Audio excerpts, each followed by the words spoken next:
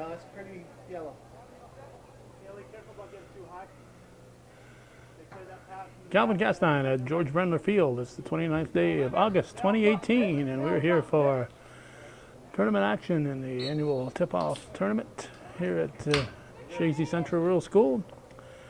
The new rules this year, the home team is a team with their colorful uniforms, and the visiting team wears the white.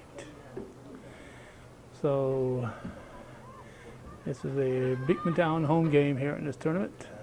They'll face the winner of Chazy and Crown Point, who will be playing in the second game of the day. The temperature, I don't know what it is. It was 75 when I arrived. It was 80 when I left home. It was 90 for most of the afternoon. Had a rain cloud come through. Temperature fell, then now that the rain clouds have gone through, it's starting to get hot and muggy. This was one of the hottest and muggiest days of a hot and muggy year, and a record-setting day here for August 29th. I'm going to hit 94. Yeah, I think the record was 92, so I've heard 94 for a high. It may or may not have gone higher. Where'd Tenzin go? There she is. Our good friend Tenzin Pema throws it in. Let's see. We'll give the referees first. We got Brian Marino, we got Jerry Kowalowski and Adam Scarf. And we got Pete Berzik and Tim Mulligan as the coaches. It's going to be a corner kick for Beekmantown. Bailey Carter is the keeper. Jenna Trombley wears number 4. Emma Beach 5. Leah Casey wears number 6. Danielle Dyke 7. Avery Scott 8. Avery Durgan number 9. Riley Fassett is number 10. Anna Drapo 11. Hallie Hurwitz is 12. Emma McCaslin 13, Kiera Reagan is 14, Madison Tatro 15, Alexis Provost is 16, Olivia Scott 17, Sarah Tisdale 18, and Dana Miles, I'm going to guess, M-I-E-L-E-S.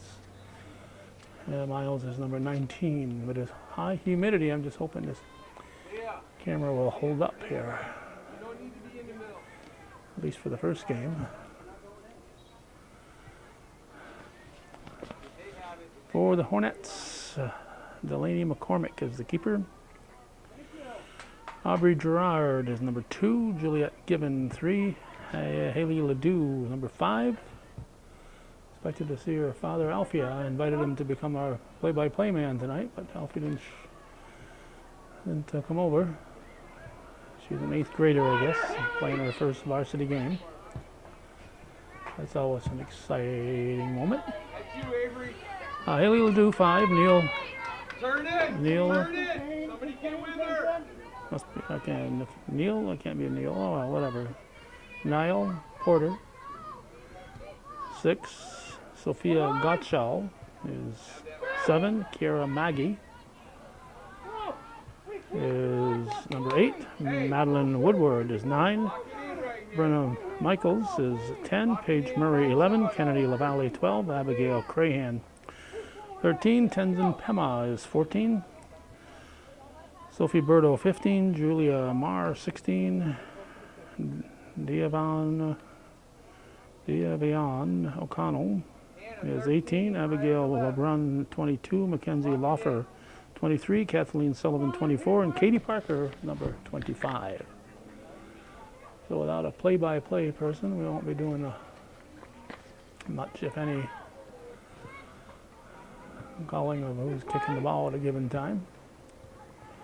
By the time we look up a name and number, the ball's going to be kicked 4 times. Maddie, Brenna, if we can look to switch, she's open. Throw on the far side.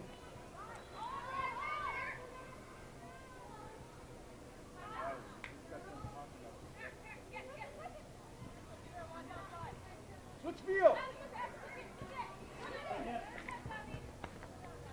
Okay. Kieran. you have to come back. Take off now! Take off!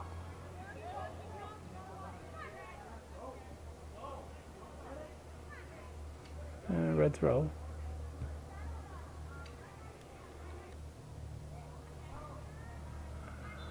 Plattsburgh throw.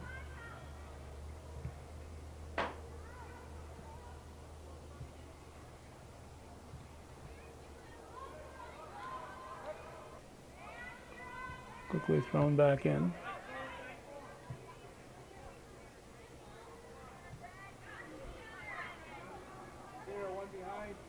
Depending on how warm it gets out here, referees can stop the game for a water break. Health of the players is the most important factor here. Winning is nice, but keeping the kids healthy is far more important.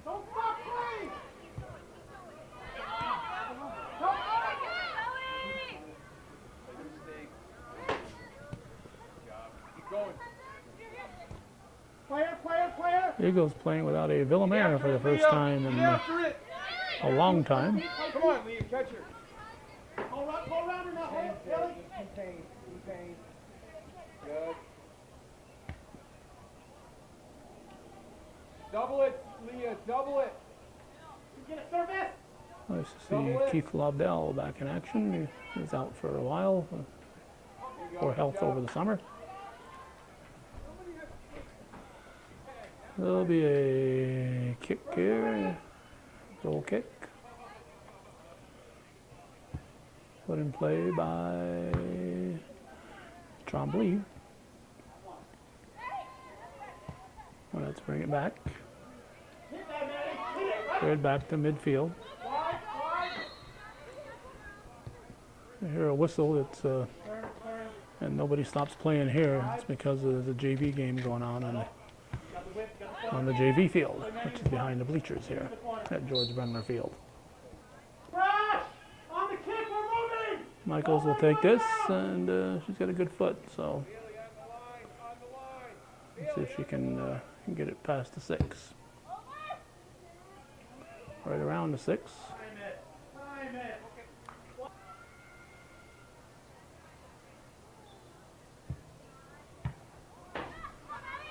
Well, taken back in by the Hornets off the goal kick. Here comes a shot, and it's going to be stopped and cleared. The ball's still alive, however, and this one's going to be in on the rebound.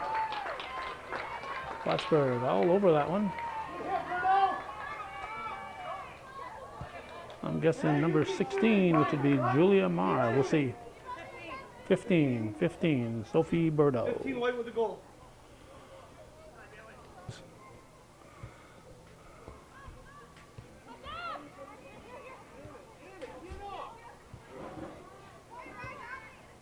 So let's see what the time was, or is. We're about 9 minutes into the game. And Plattsburgh leading 1-0.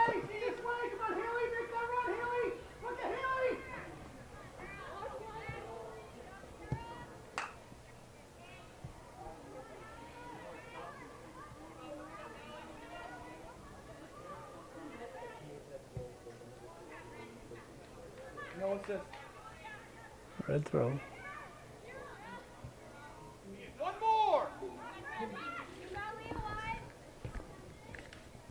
Outside. A little better. Recover. Aubrey, left shoulder. Come on now. Now. Number 15, Sophie Burdo. The goal was unassisted. All right, cleared out. That Provost was attacking. No, I think it was 9. That'd be Durgan.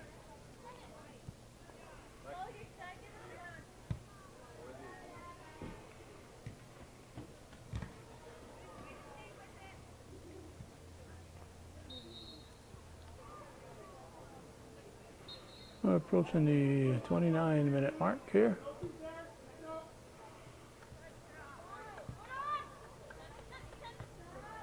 In the first half.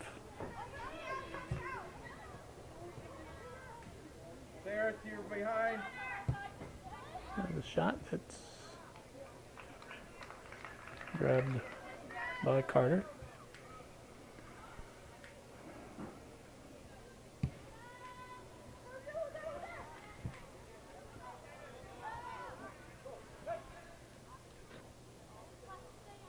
A red throw.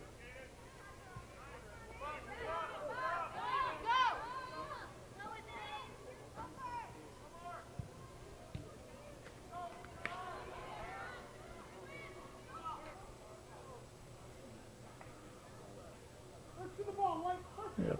Corner kick. Provost will take it. And grabbed by McCormick. Better turn and hustle.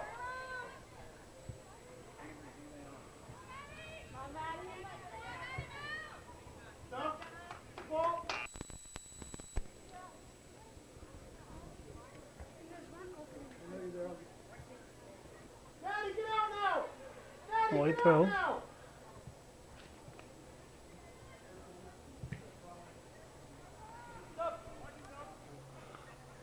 Another Eagle throw.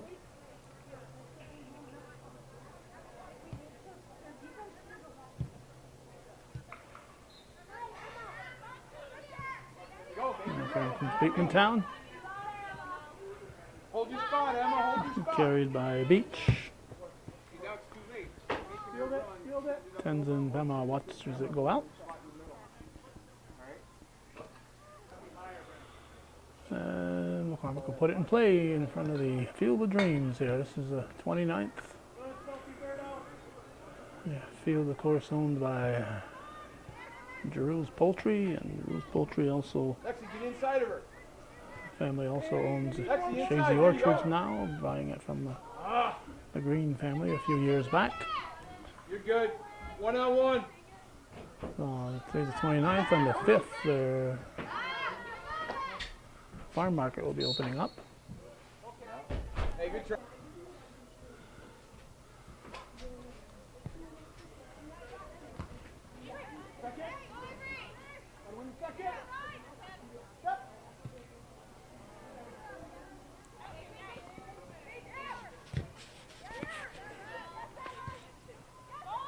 On the wing,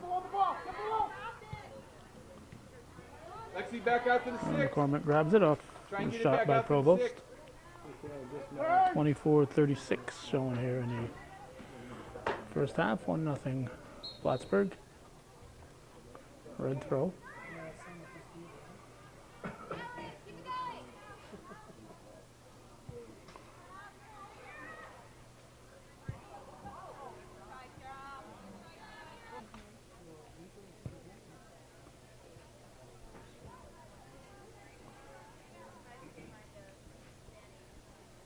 Red throw.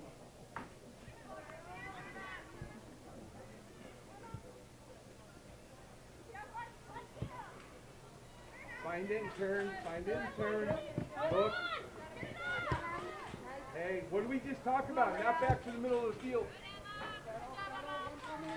Come on, Lexi. Get out there. Come on, Kennedy. You got time? Check two. Maddie, check two. Yeah, middle. Get to it, Emma. You gotta find somebody. Emma with the throw. Michaels. Michaels will throw. Second. Go. Avery overlap. Bird off right here. Take it. Emma, keep going. Keep Coslin. going.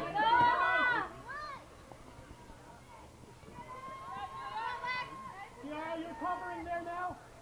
Challenge. The throw will come in the corner. Emma, right behind you, 13. Emma with the toss. Challenge it. Challenge. Good.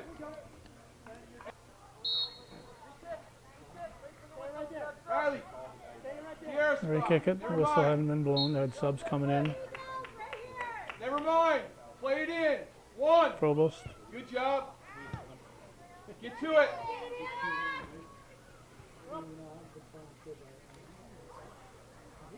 Light throws. We cross the 21-minute mark.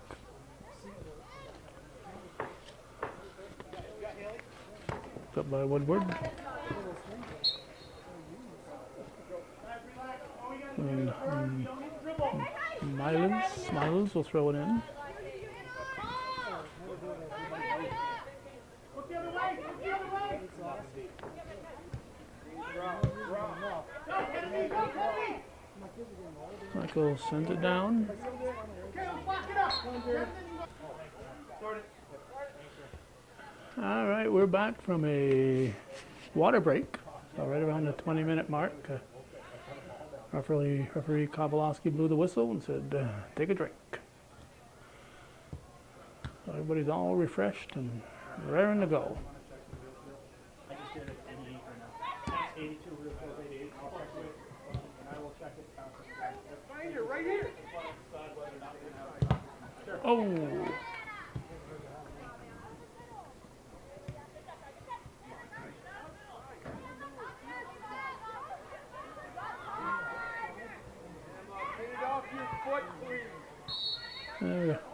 A hold called.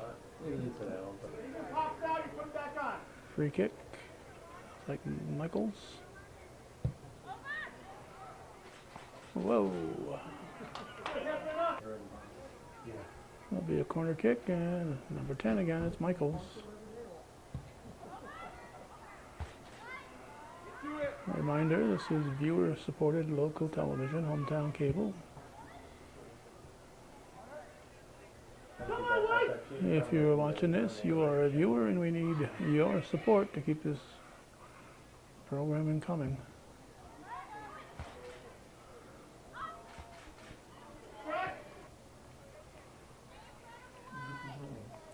Well, Carter will put it in play on the goal kick. There's 12 LaValle there to jump all over that one. Grade for each team. What's that? Popular for us does average grade for each team. That's what average grade is the Plattsburgh team is. Right. What's that? Trying to get it away. This state championship team was Michaels will take the shot, and it's going to go wide. championship team was 11.7. Third team. Goal kick.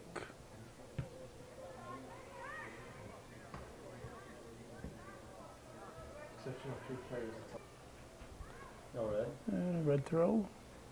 The senior didn't play until this year, and the two juniors played varsity starting in 7th grade when we didn't have a modified team. Oh, okay. So they had to. Well, yeah. They passed the test, so. Yeah. Hey, why are they not reading it?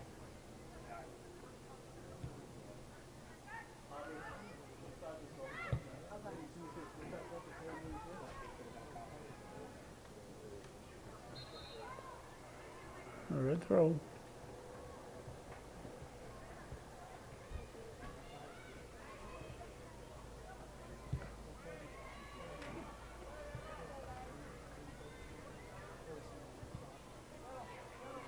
Plattsburgh throw.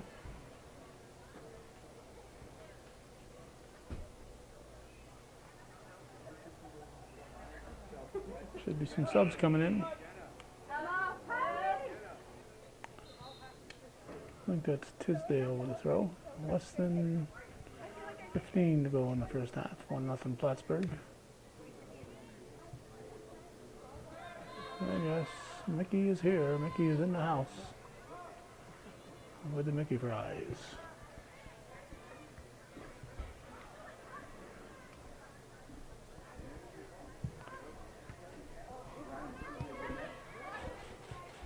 Whoa!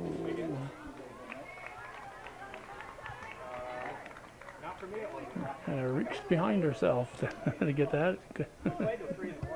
Good stop by Carter.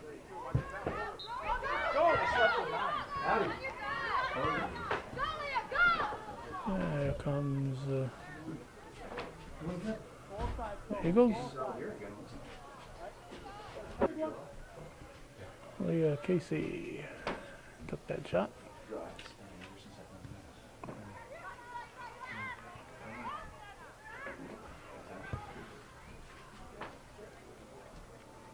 under 13. Yep. McCormick puts it in play.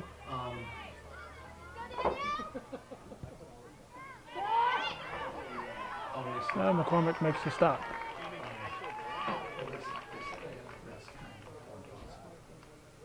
Do better there. You should do better.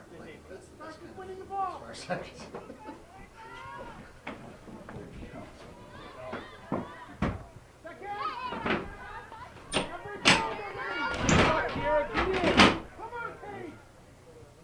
Here goes on the attack again.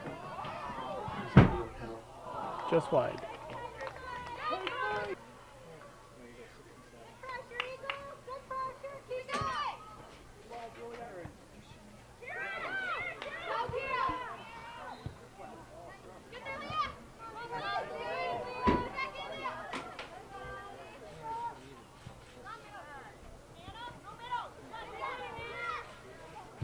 Stopped at the 18.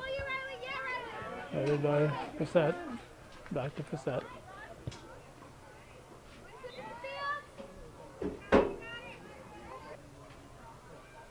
There's the goal kick.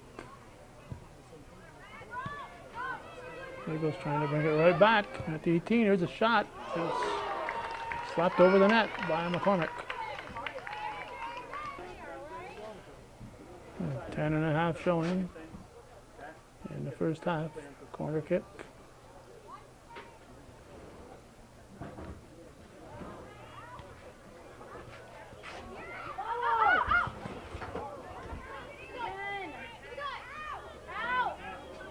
Keeping the pressure on.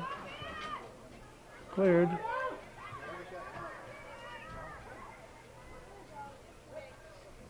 It'll be thrown in by Dyke. Dana, cheat over and back now. Stay in front of Jenna.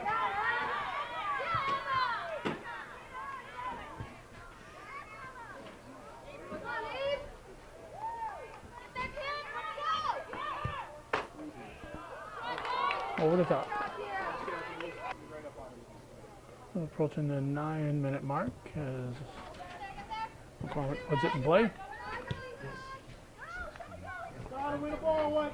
Gotta win a ball. Good, it's a corner. Corner kick. It was Casey, I think.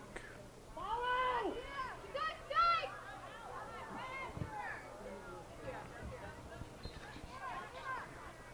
Play it out wide! Play it out wide! And how many new ones? Play it back to her!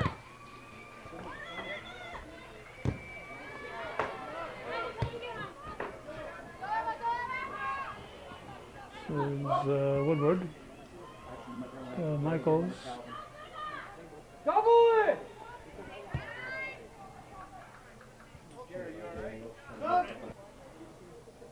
About 7.5 showing. Still 1-0 Plattsburgh. Gerard with a throw. Change field!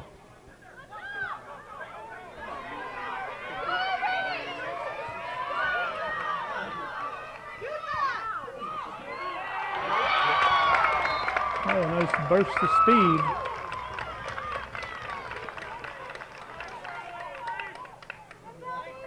Durgan.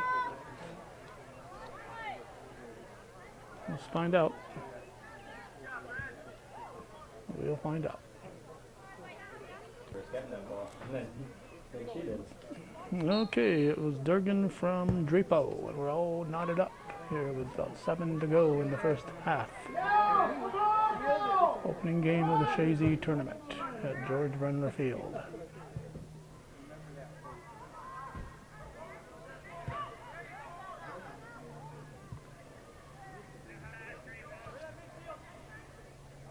And late throw.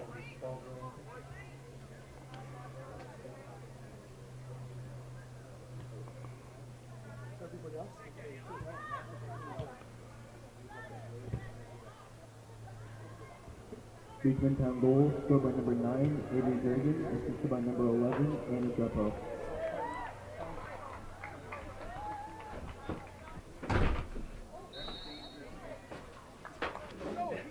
Is this before the newspaper article? No, that's not You don't have to stand, wait. Place the ball and set it and go. I'll give you my He good wasn't news. approved yet, so.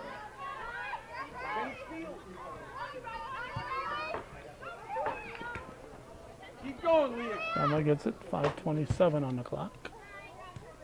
Take it from her. Take it from her. 5, that's Ledoux. That's you, Danny. Alfie's got it.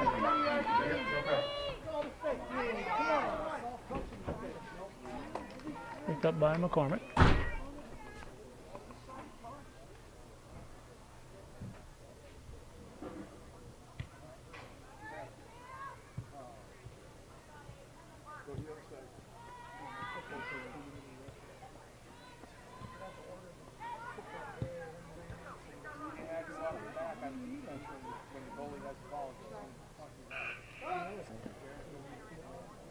About 4.5 showing.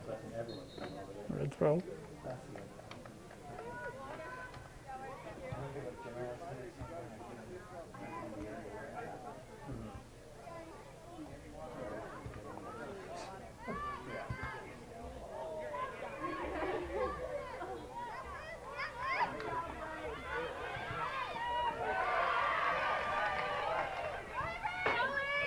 Across! Drapo again.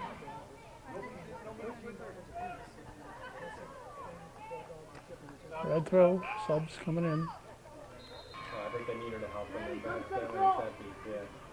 Thrown in by McCaslin.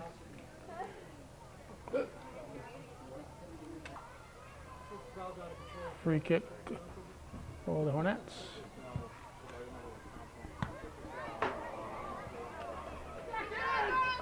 Come on, girl! Bring the ball! Whoa. Come on, midfield! Turn, turn, turn! Tenzin, take a little help there.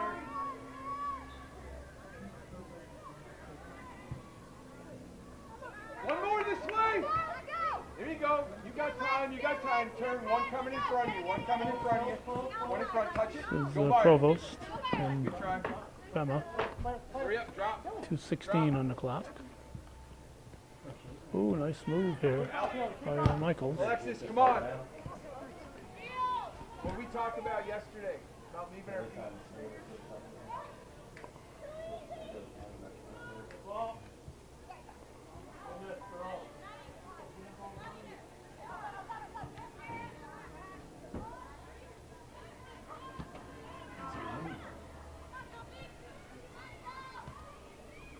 You forget 2 minutes.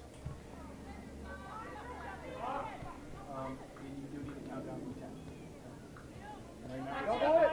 Double it! Michaels crosses. Ledoux was waiting for it, but I was going to say maybe we just carry that one foot. I think Beach took it away. Mark up. Somebody's got to get right here. Get on. Get a body on. We were doing the crosses at one time.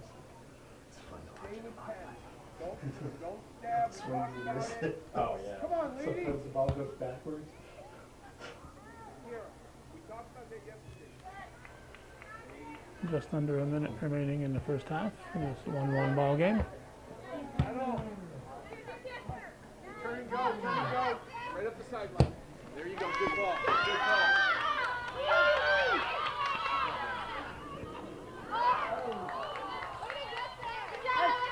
McCormick taking a chance, coming out and making the stop.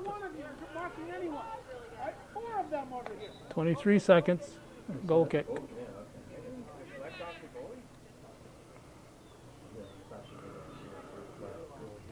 8, 7, 6, 5, 4, 3, 2. So the first half ends with the score. Plattsburgh High School 1, Beekmantown 1. You're watching viewers supported local television.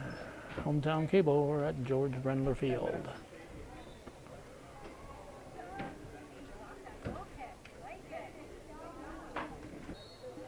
Get after it. So it's 6:10 p.m. when we start the second half of the first game of the night. So it's going to be a long, warm night here at Chazy. Going is looking good. Usually it gets through most of the regular season. Come on, Manny. All you do is contain. Oh my God. Just miss it. And corner kick.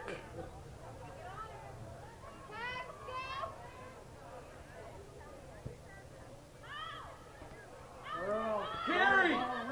Carry! Touch and go by. Touch and go by.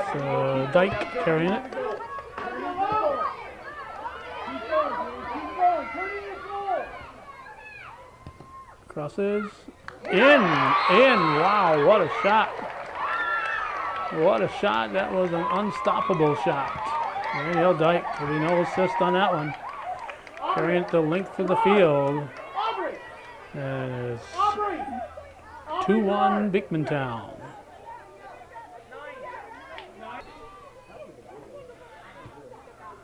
Come on, get after it, Avery. All right, Jerry Kowalski trying to give Durgan the goal here, but we saw it. It was Dyke. 38-20 showing here in the second half. 2-1 Beekmantown. I didn't know we started because they said to stop the time. Gerard. Oh, yep, she'll take it.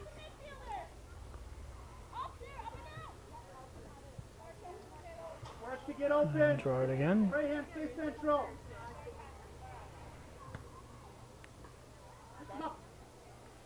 And Porter will take it. Beekmantown goal, scored by number 9, Avery Durgan. The goal was unassisted. Right hand, stay central. Still incorrect. Still incorrect. Find your body. Right hand, get central. He was doing what he was told. Correction, the goal was scored by number 7, Daniel Dyke. How the heck I'm going to take that whistle away from Jerry if he can. His eyes are that bad. Oh yeah, he's Go, starting to go, go, go. Yes, one more. Go out there and physically take that whistle away from Jerry Kowalski.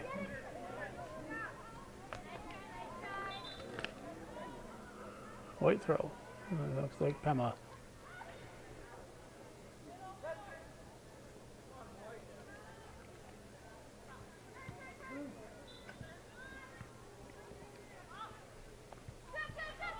Send it. Go, Danny, go. It's over. There's Dyke.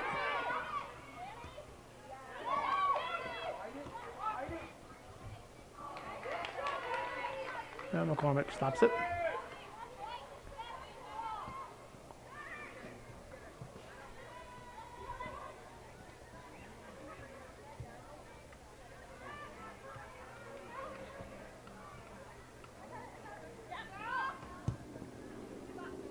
Carry, turn, carry.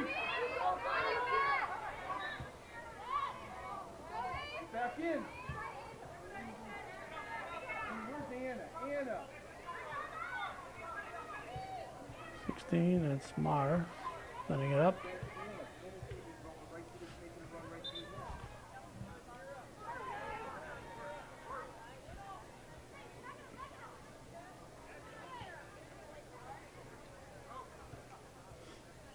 Come on, Haley.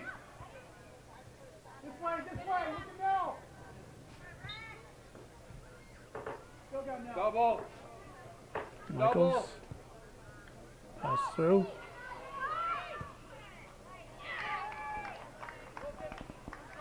And shot by Woodward. Parker in for Gerard. And goal kick by McCormick.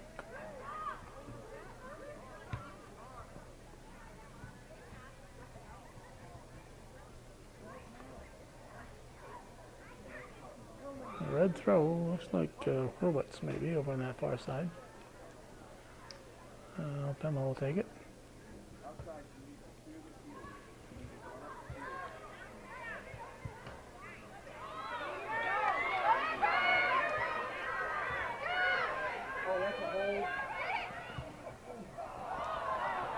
Open net, and that's wide. Goal kick.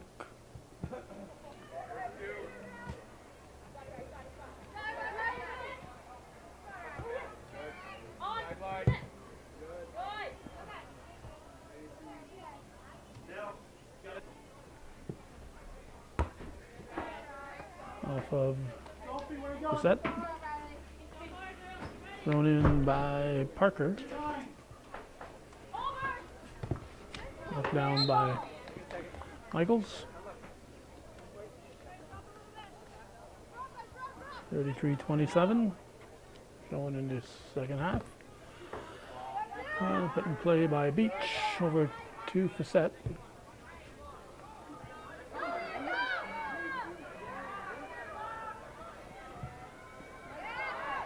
Cross headed.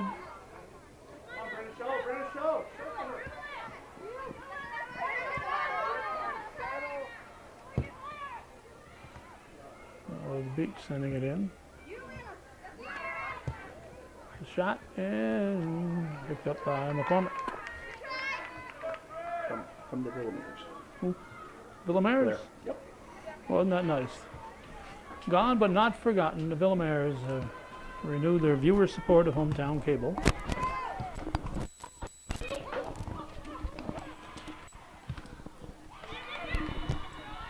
I know everybody watching and listening will be disappointed, but I'm going to hand the microphone over to Joey Tremblay. Calvin Castine, it is a real pleasure to be back up in the booth at the George Brenler Field here with you. I know I'm here into the second half, but as I see the scoreboard, it's 2-1 Beekmantown. And from what I understand, the Hornets scored early, or scored in the first half, had the lead. And Beekmantown has come back with 2 goals. And as I came up here, Blair Villamere made a donation to Hometown Cable. I just handed it over to Calvin. And while we're talking about that, this program is supported by viewers like yourself or businesses out there. And if you like what Calvin has done in its 35-plus years of covering the North Country, and he's been a real big fan and friend of high school soccer in Section 7, especially with the Northern Tier teams, since that's where he originates from at Champlain. If you like what you see, you can send a donation to Hometown Cable or to Calvin Castine at 1477 Ridge Road in Champlain, New York, 12919. Or you can actually go on the internet to hometowncablenetwork.com and you can make a donation through the PayPal account. And Calvin, how many programs are now on Hometown Cable Network that you have uploaded? I've slowed down a little bit through the summer here. We're right around 6,600 at the moment. 6,600, and about how many new programs are you putting on a week? Well, it's going to pick up this week, but even during our slow periods, we get 4 or 5 a week, and now we'll get a dozen a week. So there you have it, folks. Hometown Cable going 35 years strong here, and we'll get to the game. And I do go off on tangents that time because Calvin does have the camera on the game, so you can see what is going on. But there's 30 minutes and 25 seconds here left in the second half, and Calvin, the veteran that he is, has made it very clear to me, don't ever say in the game in soccer. Never. And never, he just says never. Wow. And unless it's 7-0. Last night it was 4-0 with a minute to go, and I So what game was that last night? It was JV boys at Northeastern. Okay. Now, is a Pizza Hut tournament going on this weekend too? Yep. Okay. So here come the Hornets, and it's number 9, Woodward. Woodward making a nice move, looking to get the shot off. She does. She screen shot, hits the post, and the Eagles of Beekmantown dodge a bullet. Another shot goes to the net. It goes off the defense. The Hornets putting some pressure on here, and coming off the line is the goalie, Bailey Carter. So what a nice offensive move by number 9, Madeline Woodward. But the friend was, or the post was not her friend. It was a friend to Bailey Carter and the Beekmantown Eagles. So the Pizza Hut tournament is going on, you said? Yeah, that's starting tomorrow night. Tomorrow night. And boys and girls? Girls, no. Just boys? Just boys. And who are do you know who the 4 teams are? Lexi, put it in somebody's foot. Yeah, Seton Catholic is there. Is it Ausable? I don't think so. How about Elizabethtown or Westport? When I'm looking at it on my calendar, I know exactly who they Okay, are. well, I know you have your mind is as sharp as ever, so I thought it might still be in that Which isn't up saying. there. Well, I'm trying to give you a compliment here, Calvin. Never But been any sharper. But I guess we'll agree on that. But it feels good to be up in the booth with you again, Calvin, and looking forward to carrying games as we move forward here into the season, hopefully. And Time will tell. time will tell. You know, you're a busy man. You might be able to make it. You might not be able to make it. And as Calvin says, time will tell. Time does not stand still with Calvin Castine. Ball comes out, and coming off her line is the goalie, Delaney McCormick. She sends it up, but it's picked up by Kiera Reagan. And Kiera Reagan is only a freshman for Beekmantown, and a very polished player for a freshman, and there's a reason why she's out there. And of course, this is the first time in years that we aren't calling a Villamere right. name out there. And of course, there was Callie, and then she graduated about 4 years ago, and then Kirsten just graduated last year. And yet, the Villameres are still very supportive of Hometown Cable, and Blair did say to make sure you tell Calvin thank you for carrying these games. Well, we also recorded Blair and Kim when they were playing here at Chazy a couple of decades ago. Yes, you did. Yes, you did. The that can happen when you've been doing this for 35 years, Calvin. Yeah, they got multi-generational coverage. And you know, you haven't lost any hair. It's still looking pretty black, and so I'm not sure if you're using Grecian or not, but you're doing well after 35 years, Calvin. All things considered. All things considered. Here come the Hornets. They're working their way down. A nice little give and go. Good defensive play. A little, man, what do you want to call it? Like I got to get back into my my soccer mode here. Scrum. Yeah, well, I don't know if that was really a scrum. It was kind of grouped up together. But the whistle goes against the Hornets. So I know you might have mentioned this before, Calvin, but we got a 3-person rotation here for the officiating. Yep. And in the middle of the referee himself, is that Denny Labarge? No, it's Jerry Kowalowski. That's Jerry Kowalowski. Okay, so I won't even guess who's across the way. I'd say it's Scarf on his side. Adam Scarf's on the far side, and Brian Marino's on this side. Okay.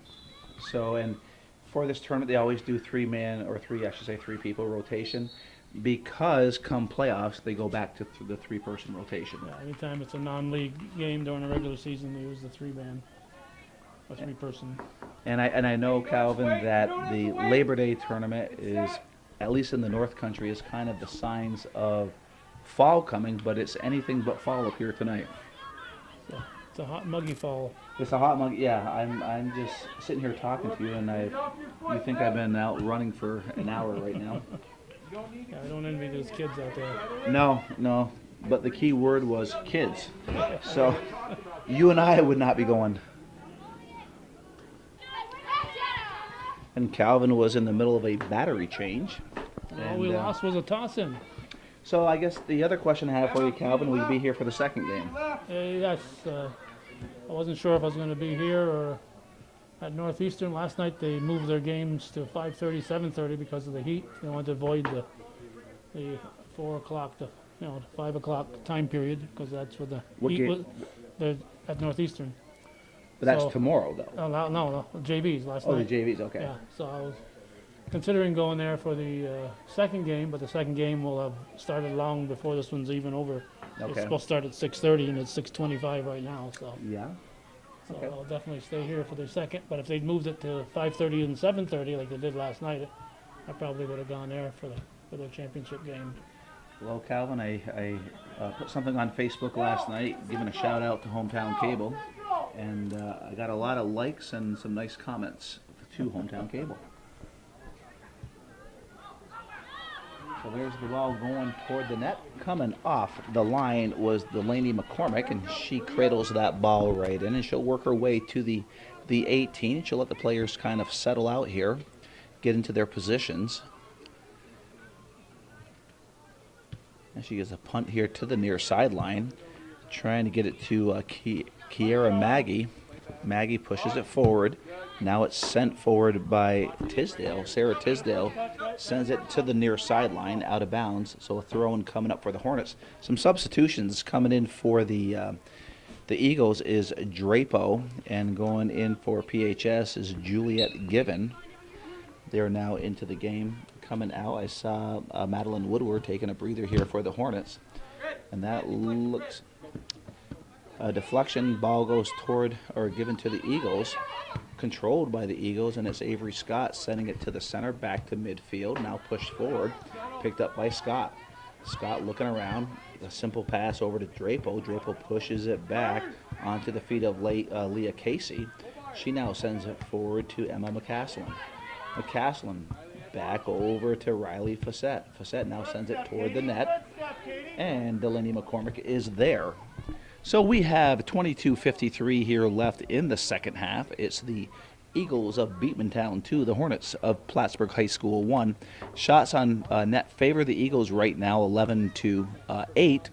And the corner kicks are 5-on-5, which shows you how even this game is right now. And here comes McCaslin trying to get the shot off. It's a weak shot, and McCormick goes down and gets that ball, but it was a weak shot because some nice defensive pressure by Julia Mayer, and does a nice job, forces McCaslin to get a shot off, not the shot she wanted, and it was weak, but it goes into the hands of the McCormick, and McCormick quickly gets it in play. It's picked up by the Eagles. Coming to the near sideline, outside her foot was Riley Fassett. Or no, that would have been Sarah Tisdale. Ball goes out of bounds off the Hornets, so it will be the Eagles. I didn't see who came into the game. A 13 for PHS is Abigail Crahan. Coming out of the game for the Hornets is Julia Marr. Ball's in play, and it was Drapo trying to get the ball over to Fassett. Coming to the near sideline, and it's picked up by Maggie. Maggie high in the air, and it goes off the head of Beach. Beach to midfield, but it's picked up by the Hornets. Given now gives the ball up over to Michaels. Probably the best player in the league right here is number 10, Brina Michaels. And she scores. She rips the shot, and I'm not sure if Bailey Carter had the sun in her eyes just for a split second, and it got underneath her, but that was the equalizer at the 21-23 mark. And the Hornets and Eagles are tied here in the second half. And as I was saying, number 10, Brina. What is it? Brina McKeel? Is it Michaels? Michaels. Okay, so Brina Michaels, probably the best player in the league, finds the back of the net. So this game is now tied.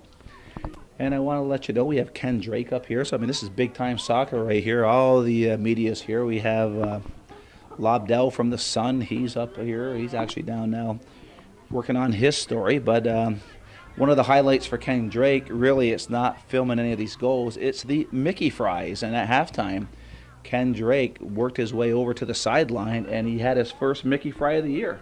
I mean, yeah. I mean, this soccer season's taking forever right now, so I gotta get some fries in. We're almost a full game into the season. I know. I mean, and people are saying, they wait 10 months for this. Right.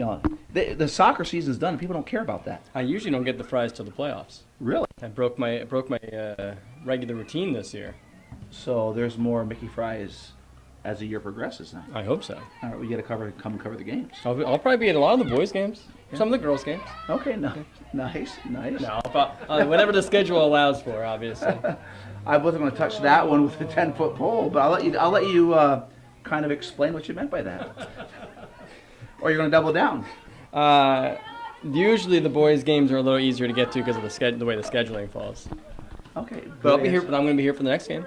Good. You can be here for the Chazy girls and the Crown Point. See, unfortunately, part of the reason I say it is the girls set the second day of this tournament for the girls falls on Friday. Which is football. First football of the year. So that's what takes away from the girls for this weekend. And but for the boys, we can be there Thursday and Saturday usually. Okay. So that's the scheduling. It never helps for us. That's why I wanted you to explain that, because on the surface it didn't sound good. No, I guess it didn't. No. It's halftime of the half.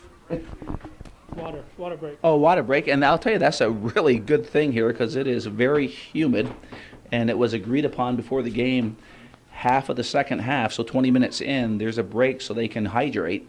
and a very smart move by the officials. Will do. Thanks, Ross. All right, we are back from a minute or two. They don't take a lot of time, just a little bit. Just take a drink. Well, I think it's a really good Oh, rule. definitely. My God, these are young kids, and it's hot and humid out there.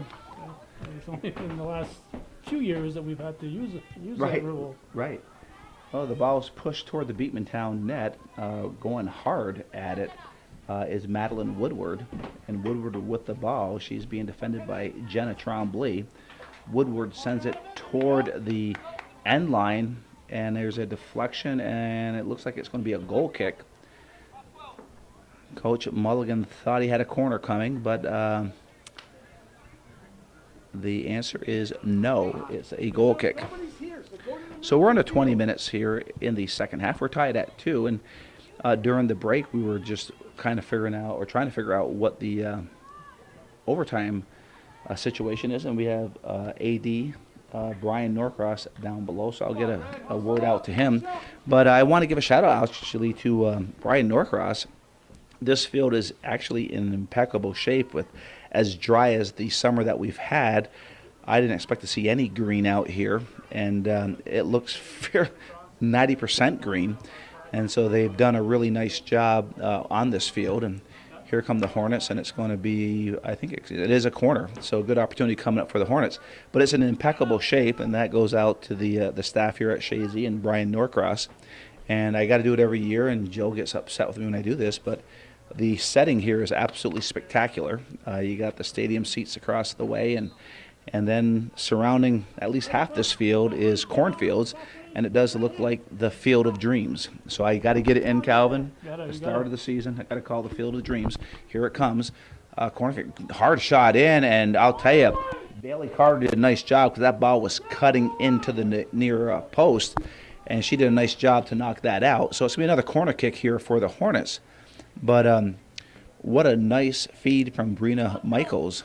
And she's going back out there again, and she does put some pop on that ball when she sends it through on the corner kick. And she's setting up again. And there's another nice feed, far post this time. It goes over everybody, but what a nice feed in through the box. It will go through everybody off the end line. So we have a goal kick coming up for the Eagles. You know, maybe one of these years we'll get shoeless Joe Fusson to come in out of the corn onto the field. Wouldn't that be dramatic? Well, it would be. I mean, because this is true. This came from the fish's mouth himself. He said he's back. He is going to be here for the games this year. And he took a couple years off. He missed it. And I kept saying to him, I said, Joey, are you doing it for the kids or it's just selfish reasons? And he took him 2 years, but he finally realized we're doing this for the kids. So the fish is coming around. I didn't even know we were negotiating his contract. All of a sudden I hear he's back. Well, it is. He's coming back for nothing, because I said right now you're not sitting well with Calvin Castine. So I said you got to prove yourself again. He'll have to improve his viewer support. Well, yes, I know he's all over that. Oh, here's an opportunity, and Mackenzie Loffer tried to get a shot off, but it goes off the defense, and it's picked up by Danielle Dyke. Dyke looking, she has space, working her way down. She's trying to take it by Sullivan. She does, and here goes Dyke working her way down. She now cuts it to the inside. Nice play by Dyke. Now goes to the far post. It goes off of number 12, and off the line is McCormick. But it went off of Kennedy LaValle, but it went right into the hands of Delaney McCormick, and she'll work her way to the 18. McCormick with a nice punt just shy of midfield, bounces up, and it goes off of the head of Emma Beach. She sends it forward, but it's cleared back into the offensive zone by Paige Murray. Hustling back is Jenna Trombley, and it's Trombley and Woodward. Now she gets it over to Michaels. Michaels gets the shot off, and a diving Bailey Carter, and she had to dive on that one, as it was a nice, hard, low shot by Brina Michaels.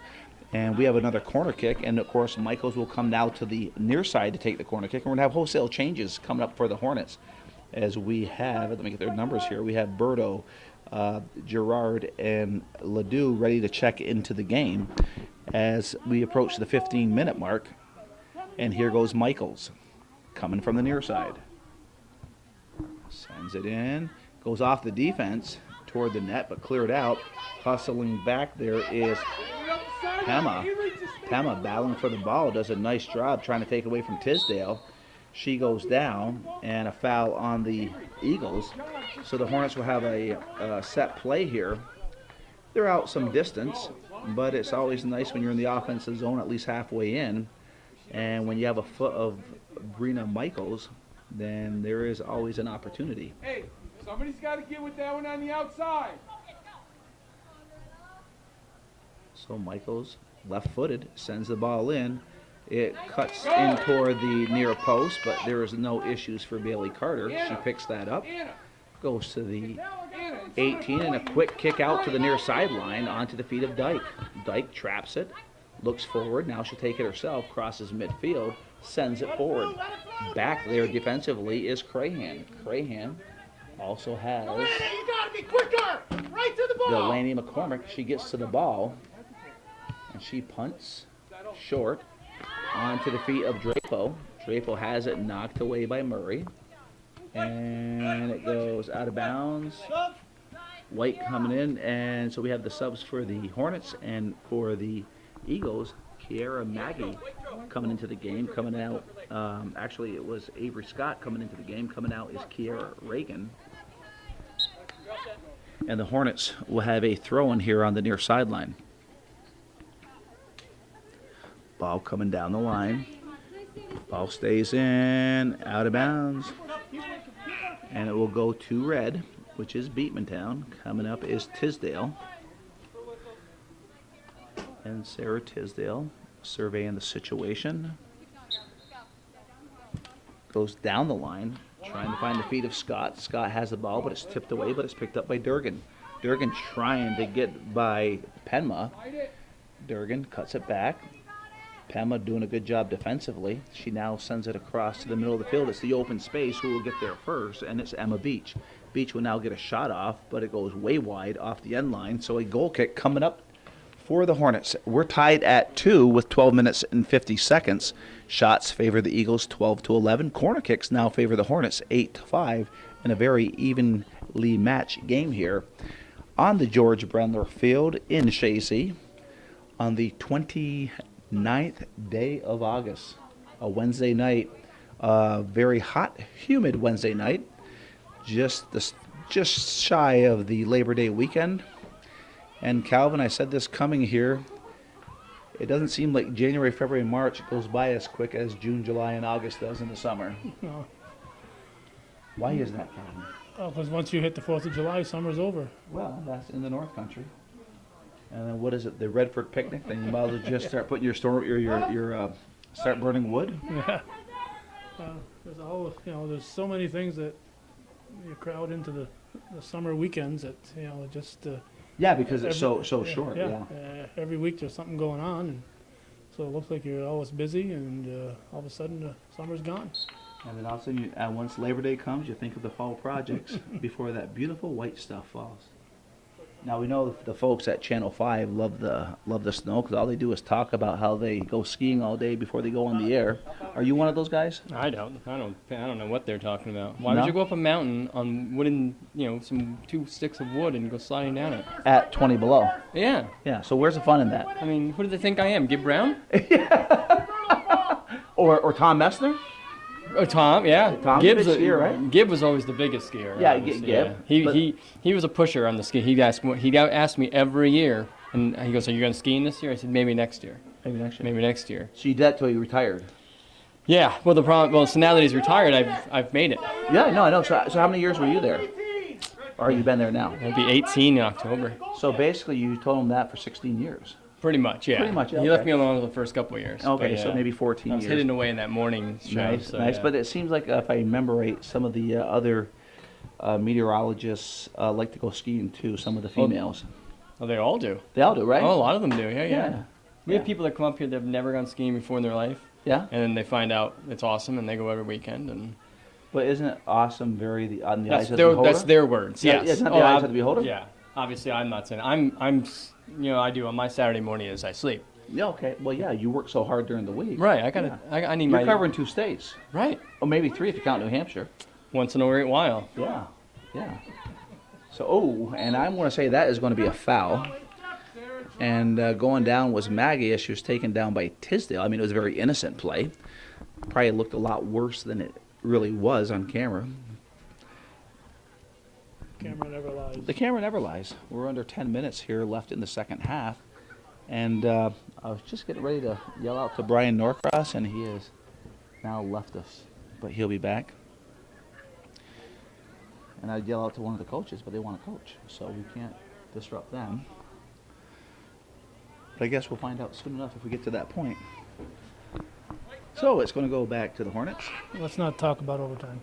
Well, you know, Calvin, I don't want to, but we're approaching the 9-minute mark, and we're tied at 2 evenly matched teams, and that is the potential. One in the corner, don't let her have it. And, you know, it is what it is. Sarah, go with her. As Maggie says, they're going to put that on my tombstone when I say, well, it is what it is. Sarah, draw. What do you say? For what? When, It is what it is, right? I mean, yeah. I mean, Yeah, I mean, I think I can speak for everyone in media. Overtime is not fun. overtime. Yeah, we don't want overtime. Get up in front of the Why is that? I never care who wins. But I want someone to win in regulation. The only thing I would say with the and right inside the press box we have a souvenir. I know in Montreal we could keep our balls in Montreal, but here at the Chazy Brendler Field they want the ball back on the field. I can keep this, right? Well, we thought we had a souvenir, but we give it back to the field. Here come the Eagles, and Provost coming in strong, getting the shot off, and she will goes past Delaney McCormick. She made the save, deflected it wide of the net. So a good opportunity coming up for the Eagles. It's a corner kick here from the near sideline. This will be their 6th corner kick of the evening. And running over there is Alexis Provost taking the corner kick for the Beekmantown Eagles.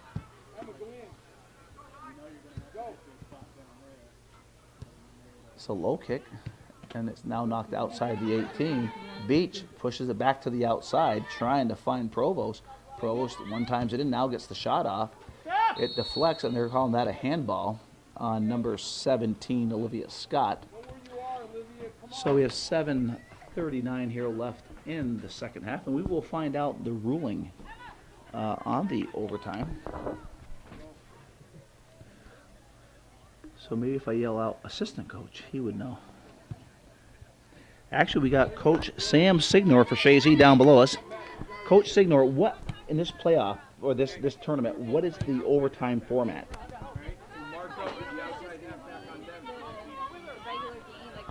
So they have to play 2 10s. And then will it go to a shootout? No, it'll go 7 death. So you do 2 10s, Yep. play One it on your out, back, shield it. and then you go 5 Avery. minutes, 7 death, 5 minutes. And if then it's not decided? And then I don't know. Play mistake, Okay. So basically, it's going. You're playing league rules. Okay. All right. So we just heard it from the Chazy coach. Nice push into the open space. McCaslin coming in, trying to get the shot off, and there was a collision. McCaslin goes down. Good effort by Abigail Crahan, and McCaslin had to rush that shot. It deflects off the end line. So coming in is Dyke and Scott, or actually Dyke and Casey. Coming in for Beekmantown. Coming out is Olivia Scott as well as Alexis Provost. And coming off for the Hornets is Kiera Maggie.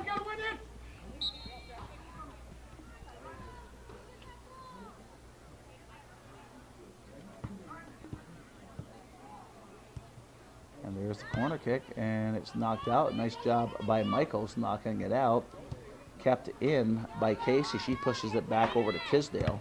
Tisdale rips a shot forward, but goes off Durgan, so it will be a throw-in for the Eagles halfway into the offensive zone. Ball goes over the head of Gotchel, and it's picked up by Dyke. Dyke trying to work her way down the sideline. It goes off Abigail Crahan, so another corner kick. So the Eagles will tie the corner kicks up to 8 apiece. with 5:22 to go. And I thought they were going to work for a short kick, but they call her off, and they want to bring Casey in.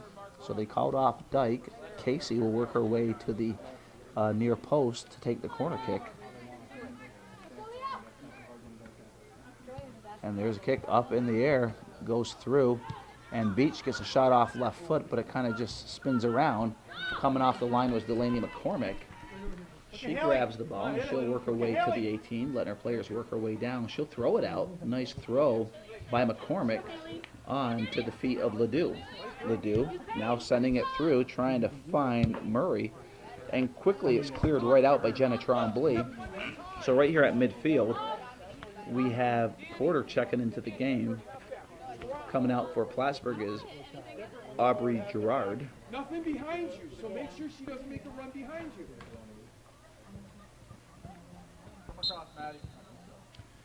Gacho sends the ball in. It goes off of the head of Drapo. So back to the hands of Gacho here at midfield. She goes down the line, and that goes off of Provost. So we'll have another throw in here for the Eagles. Gachos will take it in again. She sends it in. It goes back to her to the open space. Back there is Berto. Berto sends it forward. It goes off of Beach. Back to Berto. She sends it forward, but it's onto the faded Drapo. She switches sides. Woodward for Plattsburgh. Trying to work her way around Casey. Casey defending. She will now send it toward the 18. It deflects back out into the open space, and it's picked up by Durgan. Durgan far sideline trying to keep it in, but it goes out of bounds, so it will go to the Hornets. And it's Penma. Quickly gets the ball in far side, working it to the line. And it is now cleared up by Casey, but stepping up defensively for the Hornets was Mare. She sends it forward just to the 18. It's cleared back out onto the feet of Crahan. Crahan loses it. Now it goes to Dyke. Dyke working her way down. Dyke now pushes it through over to McCassin. McCassin has space inside the 18. McCassin on the outside of her foot, but it goes right into the hands of Delaney McCormick. Great opportunity for Beekmantown, and it would have been McCassin might have been to take one more step, and she might have got the shot off that she wanted. But Plattsburgh withstands that offensive threat here by the Eagles as we are 2.5 minutes into this, left in the second half. And I'm glad I listened to Calvin Castine many years ago and said in the second half and not in the game. As we approach the second half coming to the end, we are tied, and Coach Signor of Chazy said they're just going to follow league rules. And in women's soccer, you have to play 2 10-minute overtimes. In the boys' soccer, if whoever scores, it's basically sudden death, a golden goal, whatever you want to call it. When somebody scores, the game is done. And at the lady level, they do have to play 2 10s. And if nobody scores then, they'll play 2 5 sudden deaths. And if nobody scores then, if they're going to play for a true tournament game, they'll have to go to a shootout. So, translation, we could be here for a while before the second game starts. We have 1:42 to go. And here comes Dyke. Dyke looking to try to get the ball across. Nice play, keeps it in, but it's cleared out by Gacho. So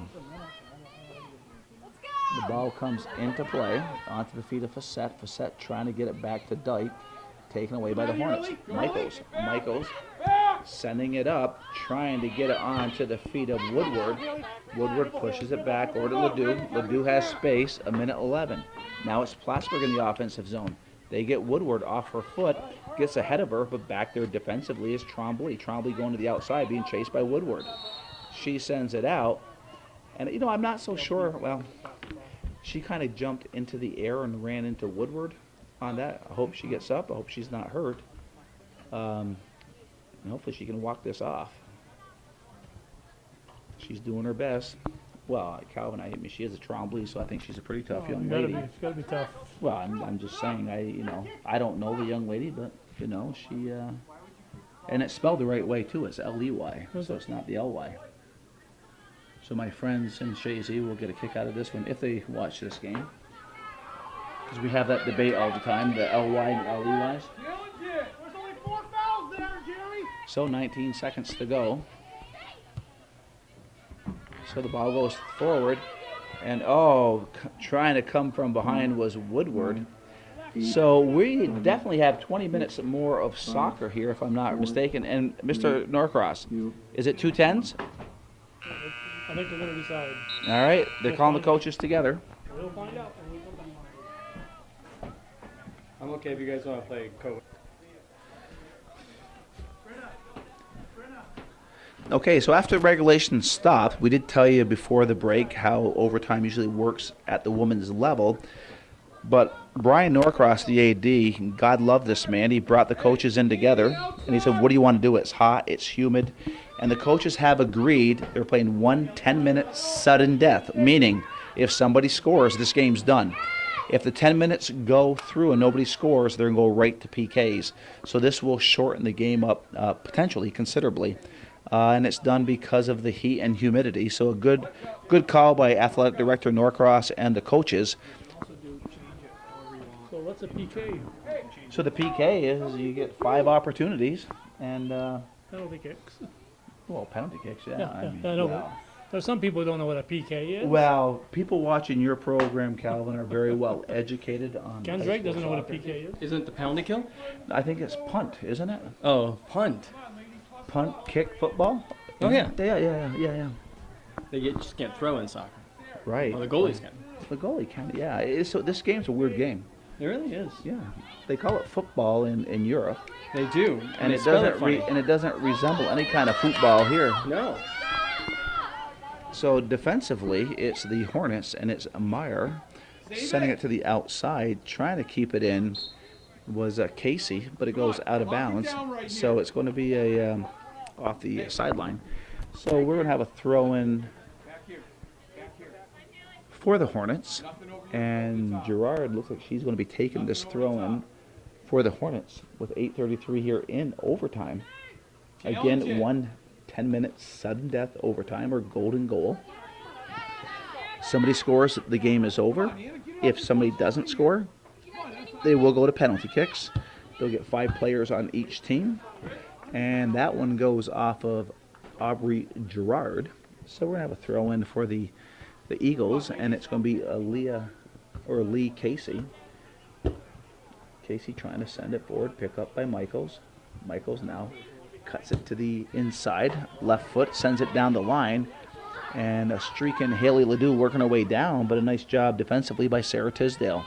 She sends the ball up. It goes onto the feet of Riley Fassett. She takes it out of bounds off the sideline, so it's going to be a throw in about halfway into the defensive end of Beekmantown, or the offensive zone for the Hornets. Ball comes in quickly to Ledoux. Ledoux pushes it back to Michaels. Michaels now chips it forward. It gets by Tisdale, and they're calling handball on Tisdale. So a nice opportunity here. They're sending in Brina Michaels, and this young lady with her foot, she could finish it. But you know that the Hornets are going to be attacking the net. They're going to be attacking Bailey Carter as this ball goes toward the net. And here it goes, and they're crashing. No, they aren't. It goes off of Carter. It was near side. So it's going to be a corner kick. Michaels will take the corner kick on the near sideline. So some pressure here by the Hornets with 6:52 left here in the overtime, 10-minute overtime period. Michaels.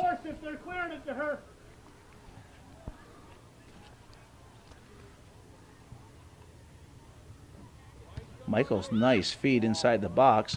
Now hit toward the net, and the ball is headed up off the crossbar, and it got on the head of Crahan and hits the top of the crossbar, so no danger of going in. It looked more dramatic up here than it really was, but it will be a goal kick here for Beekmantown. Leah Casey sends it up. Ball is bouncing around, picked up by Michaels. Michaels does a nice crossover, gets by a couple players, and she's looking to switch fields. She's going to the far side, and that deflects off of Jenna Trombley. Trombley working her way up. I think it's Trombley. No, it's actually Number, what is that number, Calvin? Was it 7? It might have been Dyke. Yeah, it was Dyke. It was Dyke. Okay.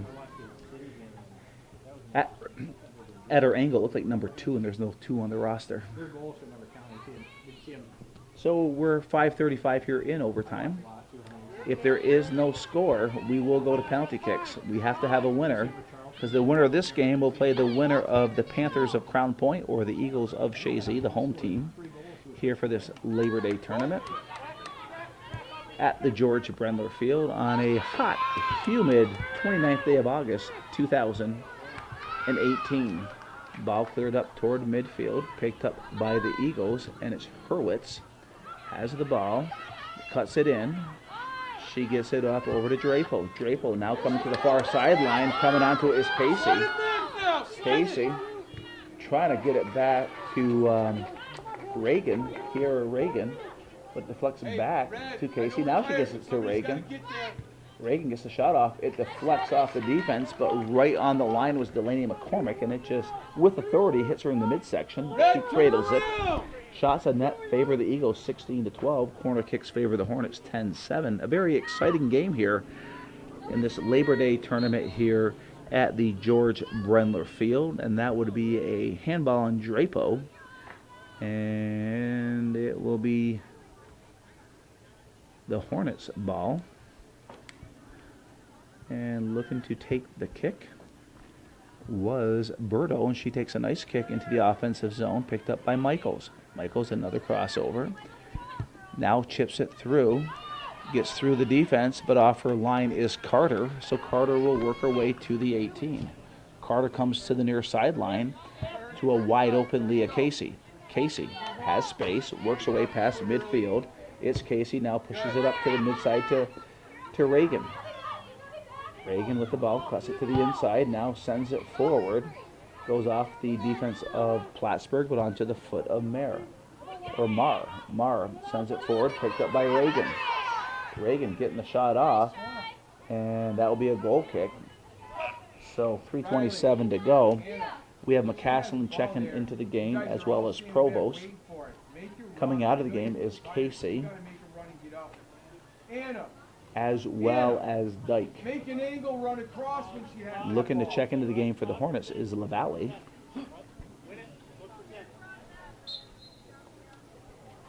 So we have the 3-minute mark.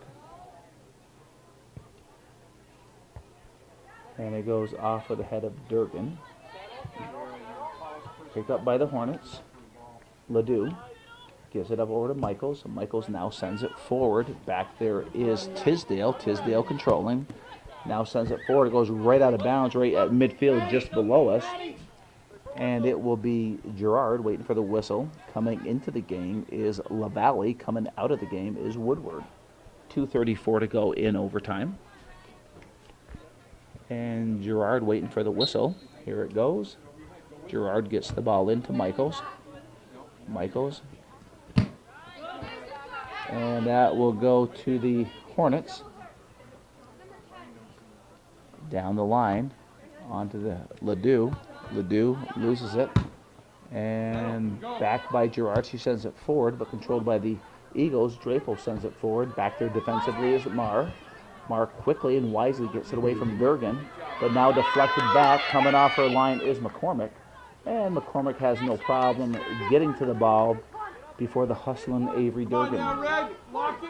So we're under 2 minutes. And McCaslin punts the ball far sideline. And that will work its way off the sideline. So we're going to have a throw in for the Eagles. It will be Alexis Provost with 1:32 in overtime left in the only overtime before we go to penalty kicks, if there is no score. Ball comes in. It's McCaslin, has some space. McCaslin looking, trying to get the shot off. She sends it across. Hits the post.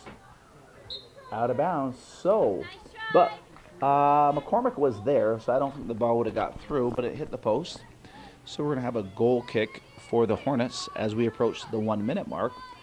So the coaches are going to have to figure out quickly who their 5 shooters are going to be, if we should get to that point. Right there. But it's looking like it more and more as the time is ticking down. Ball at midfield, picked up by Ledoux. Ledoux trying to cut through the defense. She does, but it's knocked away by Facette. Facette now sends it forward, trying to get McCaslin, but back there is Michaels, and she just nails it out of bounds. So with 30 seconds to go here in the first and only overtime, ball comes in quickly. Michaels will just, so Michaels playing smart, playing for the penalty kicks. Ball's in the defensive zone, so Coach Mulligan's just telling him, clear the ball out.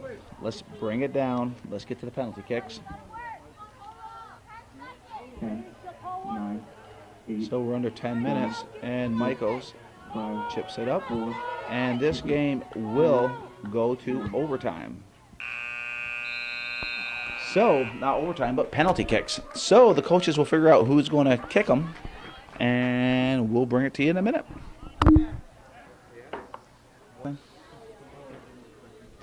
Well, here we are, 2 penalty kicks, and for the Hornets, it's Madeline Woodward will take the first shot, first penalty kick, and Bailey Carter is between the pipes and scores, and Woodward strikes first. So now Riley Facette coming up for Beekmantown.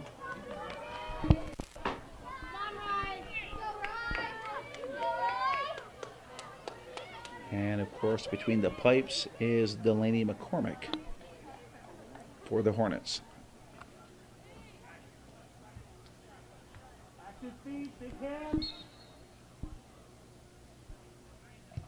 And Facette, and a nice save by McCormick. She goes diving to her right, makes a wonderful save for the Hornets. Now coming up for the Hornets is number 10, Michaels. Arguably the best player in the league, I'm sure. Her compatriots may want to have a say in that, her colleagues, but a very well-established player. And saved by Carter, and I would have put money that Michaels would have found the back of the net, but Carter stood her ground, so nice job by Bailey Carter. So now they're going to bring up Leah Casey.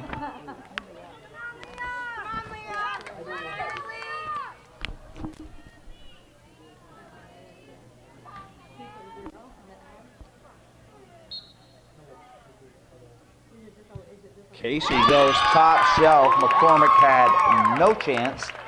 So now we're tied at 1 with 2 rounds gone by. And Gacho, Sophia Gacho, coming up for the Hornets.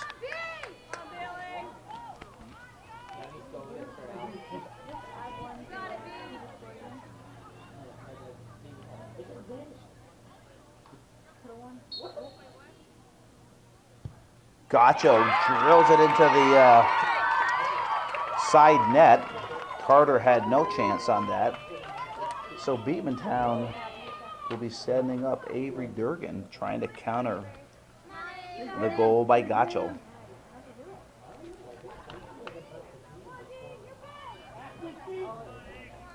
The Hornets are leading 2-1. It's the 3rd round of penalty kicks.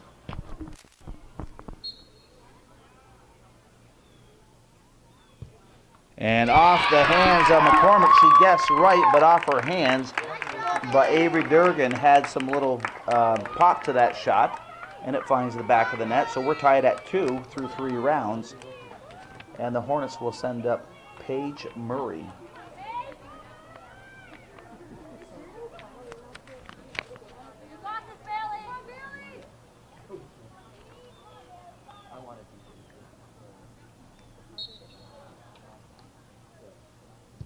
Murray sends it in. Carter took a chance, went to the right, and it was a nice shot from Paige Murray. She gives the Hornets back the lead. And it is Olivia Scott for the Eagles trying to find the equalizer.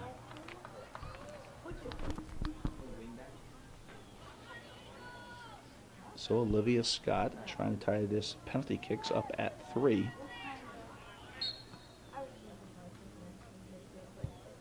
And it hits the crossbar and comes back. No score. So you have Sophie Burdo. And Sophie Burdo could win this for the Hornets right here. If she misses, the Eagles will get a chance to tie the game. So Bailey Carter will get on the line, waiting for Burdo.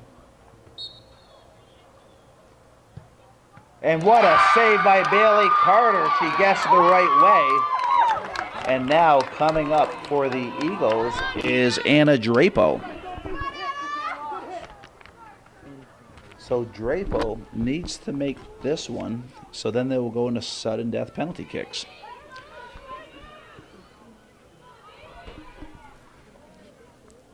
So Drapo looking to tie this game for Beekmantown.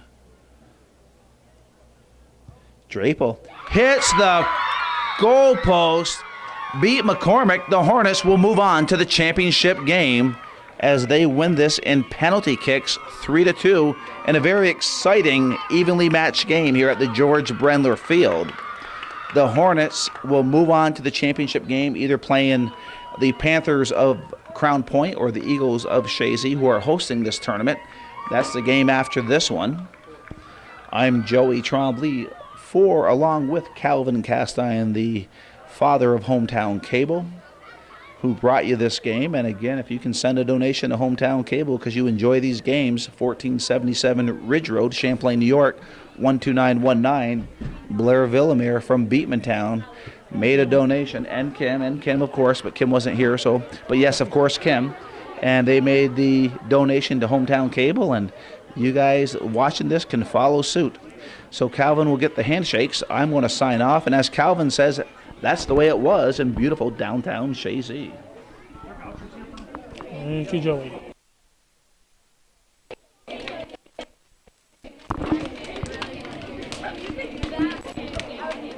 Guys, wait up right here. Let's not fall. I'm sure you're going to want this.